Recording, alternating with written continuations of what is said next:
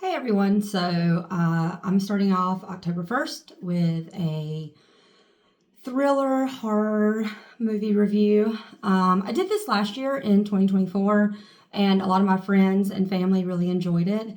I watch a lot of horror movies, a lot of thriller movies, just a lot of movies in general. And so a lot of my friends and family, they like to watch spooky movies for this season, and they like to have recommendations. And so they enjoyed a lot of the movies that I recommended last year. And so some of them were like, hey, could you do that again this year? And I was like, sure, I don't mind. That's fine with me. But I'm trying something a little different this year. I kind of want to do like a video format. So I'm going to try that. And this may not be the location that I do it in every time. It's just something that I'm trying out. So bear with me. The filming setup will not always be this way. It won't always be vertical. It won't always be so like low budget, bad. I will get better at this. This is just a starting point. Okay. Also, I'm a mom. I'm busy. So this is what you're getting today because I'm very underprepared. But our first film, I'm going to start out with something that I think will kind of be an easy watch for a lot of people and touch bases with like a lot of people. And it's not probably one I would have expected me to recommend, but I watched it recently and it made such an impact on me after watching it that I can't help but recommend it. I wouldn't necessarily classify it as a horror movie. There are certainly elements of it, especially in the very end, that are very horror reminiscent. But I would say it's more of like a crime action thriller.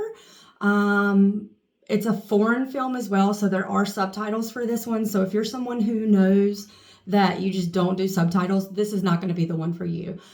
These subtitles are fast. They're very fast moving. The speakers in the film are very fast, and there's multiple languages going on.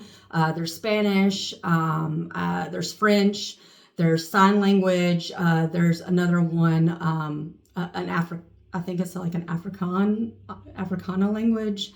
It's called Wolof. Wolof. You'll have to forgive me. I'm just this southern girl in the United States, so I am not great at pronouncing West African sub region names, but this is a Niger Congo language. So again, I've got my notes in front of me, but there are three languages in this film. There's French, actually four. I would say four because I noticed there was some Spanish. There is a Spanish speaking character in the film. He has a smaller role, but he also speaks Spanish in the film. So there's French, there's Spanish, there's this Wolof language that is, like I said, an Afrikaan language, and then there's sign language. So there's lots of languages going on, lots of subtitles, and the French and the Afrikaan language moves fast. They speak fast. So if you're someone who is a slow reader or you just don't do well with subtitles, this is not going to be the film for you. Also, if you're one that is just not very comfortable with different cultures than your own, this is probably not going to be the film for you as well. If you're just not the type of person who gets outside of your bubble, this film will probably make you uncomfortable because, like I said, it is not a film that takes place in America. It is directed by a Congolese filmmaker. His name is Jean-Luc Herbelot. I'm sorry if I pronounced your name wrong. He set the film in Senegal. It is set in 2003, so in the past, although the film was released in 2021. So it is a relatively newish film. But it takes place in 2020 or 2003. Sorry, I'll get it eventually. So the film's name is Saloum, and it stars a variety of actors. I will not try to pronounce their names because I promise you I will butcher every single one of them because a lot of them are, names that are French actors or actors from Africa and other locations, and I just don't want to mispronounce their names because they did such a wonderful job in the film. That's really one of the outstanding parts of this film is the actors. The actors they do amazing. In terms of films that I've seen recently, the actors in this film really sold it for me. So this film follows a trio of these elite African mercenaries. So you have these three guys. They're named. They have like a kind of like a moniker that the African location has given them, called the Hyenas of Bangui. And they are on a plane in the beginning of the film from Bissau to a place called Dakar. And they're trying to lay low from the government. So they're mercenaries. You can see why they may be wanting to lay low from the government. They want to find supplies, and what happens is on that route, while they're in a plane, they realize their plane has been shot, and they have to kind of make a stop. And they make a stop in a place called Saloum, and that's kind of where our film takes place.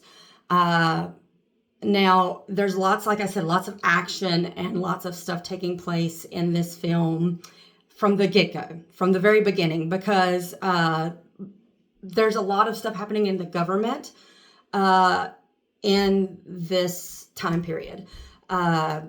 This trio of mercenaries is fleeing a coup, and they are extracting a drug lord from Guinea-Bissau, and they have to lay low and kind of hide this drug lord, who happens to be, I think he's Mexican.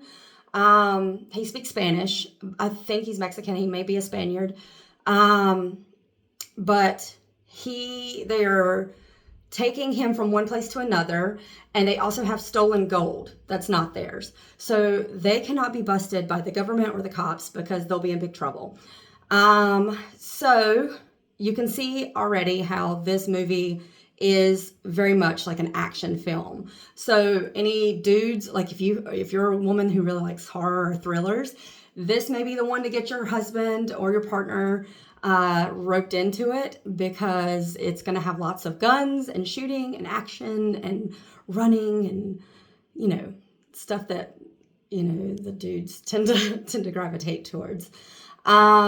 So what happens is you've got these mercenaries with their drug lord and their gold, and their plane is shot and they have to land. So they make an emergency landing in Saloum. Now, what you don't know from the beginning is one of the mercenaries has connections to Saloum. I won't tell you any more than that because that would be a spoiler. But he has connections to Saloum, and that will unravel as the film plays out. Now, while they're there, they meet a gentleman, and this gentleman kind of shows them around Saloum, helps them get acquainted with the people there. One of the people there is a young lady. She speaks sign language, and they quickly realize that she knows who they are. She knows they're the hyenas, and she knows what they do, who they are, and because no one else speaks sign language, but they speak sign language and she speaks sign language, they realize, we're busted. There's also a cop, just so happens to be in Saloum at the time. And they're like, so now we've got this lady who speaks sign language and a cop in Saloum, and we're trying to hide out. This is bad news.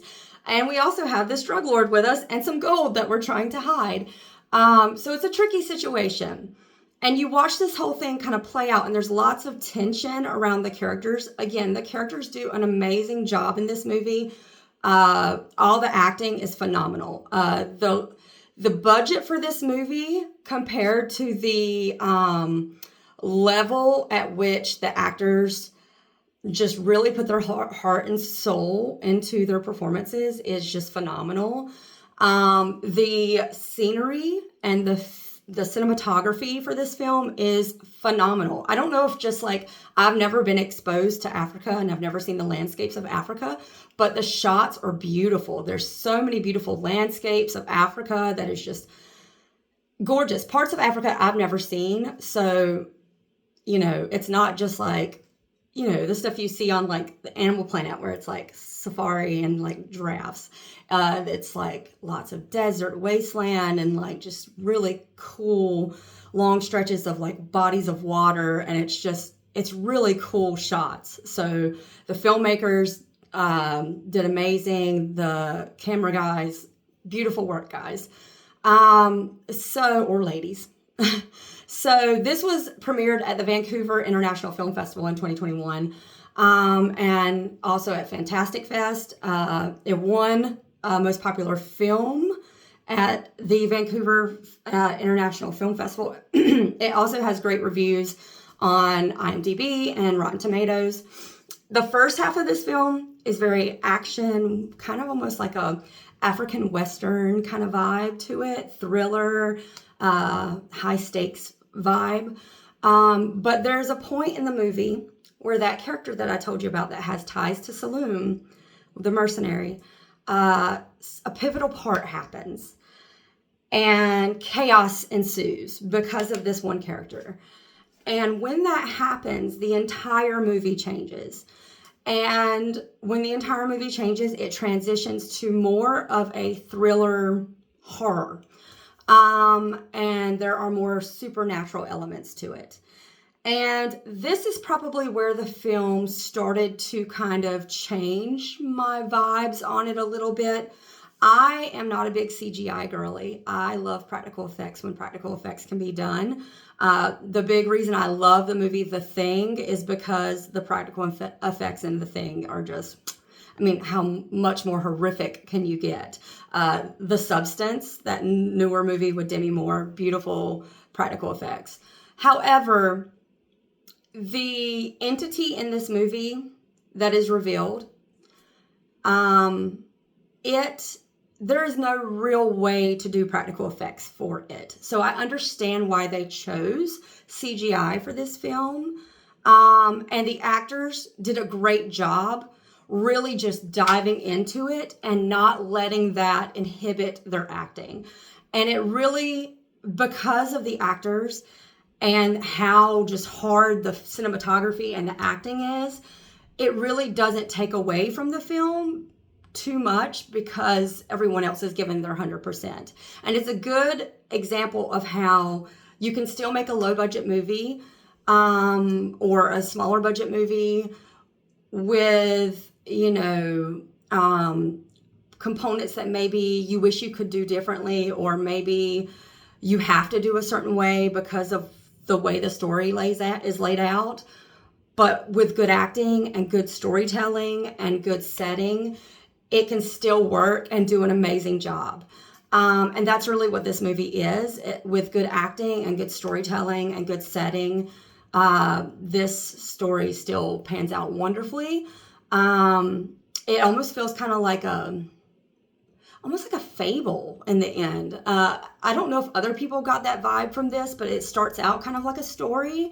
And in the end, it kind of wraps up like a story, almost like something that like African families would tell their children years from, 2000, what did it say, 2003 or whatever. It almost feels like something they would tell their children about the hyenas and the legend of them and what happened to them. So it's really kind of a cool premise for a movie. But the end half of the movie is very different than the beginning half. So overall, cool watch, a great recommendation for the first day of October. It's very different than other horror movies I'm going to recommend, and that's kind of my goal. I want to give you kind of a diverse experience when it comes to horror this month. I want to give you other cultures. I want to give you different types of genres within the horror realm, all of that good stuff. So platforms that you can watch this on, it's on Tubi for free. If you have the Shudder platform, you can also watch it there. That's where I watched it. Highly recommend if you love horror, getting the Shudder streaming service. I love it. It's wonderful. I'm not sponsored by them or anything, but great platform. Now, I will say that on Rotten Tomatoes currently, this film has a 66 on the popcorn meter and a 96 by the tomato meter. 66 used to be like the audience score or whatever. They change it all the time. And then IMDb it looks like it gave it a 6.1 out of 10. So not too bad, not too bad. I will also say that this movie has a couple of trigger warnings. I know last year I did some trigger warnings for my friends that needed those. So I'll do them without giving away too many spoilers. There is there's a character, one of the mercenaries is like a black magic voodoo guy. You have to remember, this is taking place in Africa. So there are African cultures going on. So one of the mercenaries is very much a black magic voodoo guy. So that's going to be in this movie. If that bothers you, I guess skip it. I can watch it without it being a part of my culture, and it doesn't bother me. Also, one of the mercenaries, and the main one, is a former child soldier. That may be somewhat traumatic for some people, especially if they have a military background. But this particular situation is very specific to people who come from countries, especially like countries like Africa and places like that, where they utilize child soldiers. There's a lot of trauma behind child soldiers, clearly. So keep that in mind if you don't want to see. I mean, it doesn't get too graphic. You're not going to see the child soldier being like brutally abused or anything. You will see him like shackled, fleeing, stuff like that. There's like flashbacks of stuff like that. So there is a lot of like representation and heavy feelings of trauma there from that character. But you won't see anything too crazy. As far as gore, this movie isn't too crazy. There is some like gunshot fighting, stuff like that, but nothing too crazy. I definitely have recommended way gorier, horrific stuff. The Thing is way gorier than this. So if you can handle John Carpenter's The Thing, then this is going to be a cakewalk for you. But highly recommend you check it out. Again, it's on Tubi. And okay, again, sorry, I'm a mom, so if you see a weird cut, that's why. But yeah, highly recommend this movie. I think it's a good thriller action. Oh, one more thing I wanted to say. The character design in this movie, I don't know who was responsible for that, but that person needs like a promotion. They need like to be put on like so many high budget movies, because the mercenaries in this movie were designed to the T. Like one of the mercenaries, like the shaman dude or the black magic dude, he had like these blonde dreads and they were like super cool. And then the main mercenary guy, who was like the former child soldier, he had like the glasses. He had like this very distinct look. And then the third mercenary guy, he had like glasses and a blonde beard. And like they were just, when you see the movie, if you see it, I want to know your opinions on the character design, because the characters are very, like they have a look, right? They have a look. You know how certain characters from certain movies have a look. Like if you watch Pee Wee Herman, you know Pee Wee Herman has a look. He has the gray suit, the red tie. He has the like short haircut. He has a look, right? There's certain characters from movies that are recognizable. And these characters, whoever designed the characters in this movie, they did such a good job that these characters feel like they couldn't be any more authentic or who they are than the way the script wrote them.